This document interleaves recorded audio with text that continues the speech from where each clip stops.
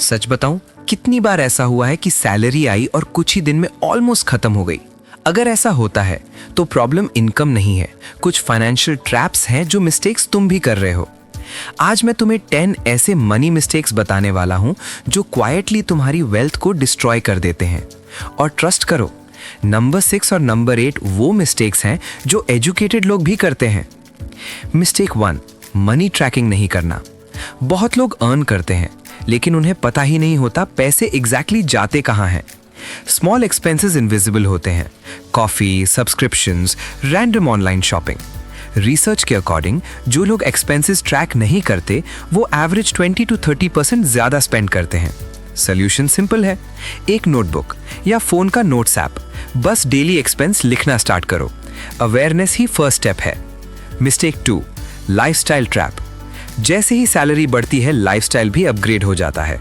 Better phone, better restaurants, better clothes और result, income बढ़ने के बाद भी सेविंग जीरो। इसको कहते हैं लाइफस्टाइल इन्फ्लेशन। रूल सिंपल है, अगर इनकम बढ़े तो उसका कम से कम 40 to 50% इन्वेस्ट करो। मिस्टेक 3, इमरजेंसी फंड नहीं होना। लाइफ प्रिडिक्टेबल नहीं होती, car repair, medical emergency, job loss.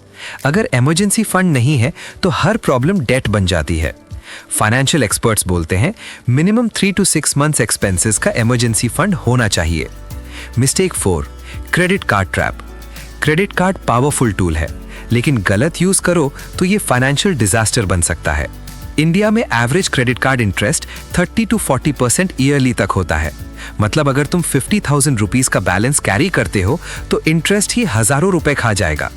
Rule simple है, क्रेडिट कार्ड तभी यूज करो जब फुल पेमेंट कर सकते हो। मिस्टेक 5, इन्वेस्टिंग लेट स्टार्ट करना। वेल्थ बनाने का सीक्रेट है टाइम। अगर कोई 25 की एज में इन्वेस्टिंग स्टार्ट करे और 5,000 रुपीज मंथली इन्वेस्ट करे तो रिटायरमेंट तक करोड़ बन सकते हैं। लेकिन अगर सेम इन्वेस्टमेंट 35 की एज से स्टार्ट करो तो रिजल्ट हाफ हो जाता है। कंपाउंड इंटरेस्ट स्लो स्टार्ट होता है लेकिन टाइम के साथ एक्सप्लोसिव हो जाता है। मिस्टेक 6, बैंक सेविंग्स पर डिपेंड रहना। बहुत लोग सोचते हैं बैंक अकाउंट में पैसा सेफ है। रियलिटी, इन्फ्लेशन क्वाइटली उस पैसा की वैल्यू कम कर देता है। अगर इन्फ्लेशन 6% है और बैंक इंटरेस्ट 3% तो तुम एक्चुअली लॉस में हो। इसलिए लॉन्ग टर्म वेल्थ के लिए इन्वेस्टिंग जरूरी है। मिस्टेक 7, फाइनेंशियल नॉलेज इग्नोर करना। स्कूल में हमें सब कुछ सिखाया जाता है लेकिन मनी कैसे मैनेज करते हैं ये कोई नहीं सिखाता।